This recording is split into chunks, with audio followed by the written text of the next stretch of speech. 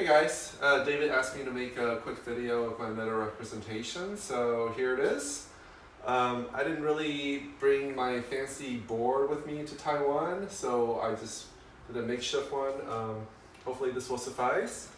But basically, if you remember the board that I brought to class, it had like this line that says difficulty versus value generated by kind of different things, but the different challenges that teams overcome. And so I represented that in the above. So A through C are kind of the easy, low-hanging fruit that teams can overcome pretty easily. And then here we're in the more the medium realm, and here's in the hard realm.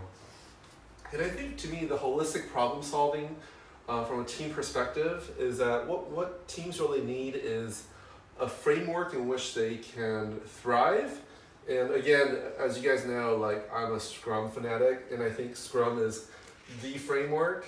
But at the same time, my experience with the framework is that if you expose people to all the lingo, teams get turned off.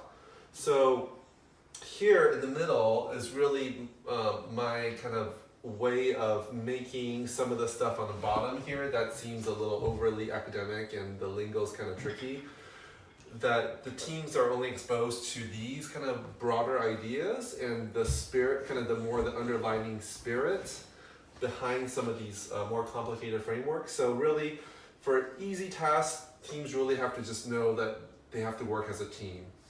And the Scrum framework can be used in a way that's lingo-free to really drive the process. That's my kid talking in the background, sorry. Scrum can be used as a process to really drive the teamwork in a very rapid way, incrementally, but really in a way, as I mentioned several times in class, in a very quick way to generate value. And then we move into the medium kind of level task, and I think to me the essence is creative confidence.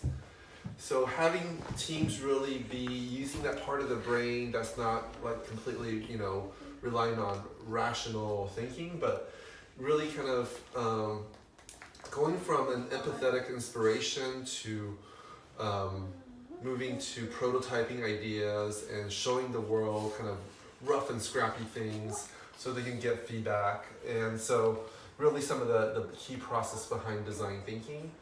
So again, the team will be just kind of exposed to like, hey, we're interested in your creativity in solving problems. And then the trainer or coach would kind of instill the team with a lot of creative confidence. And finally, when we move into the really kind of naughty, wicked problems, naughty problems. This is where I think the theory U, which is encompassing of a lot of things that we talked about in class, multiple perspectives, again, that's my kid, sorry. A lot of ideas are encompassed in theory U, and to me, I think the essence of that is like self-awareness, a lot of kind of building awareness of where the source of the system comes from is encompassed in theory U.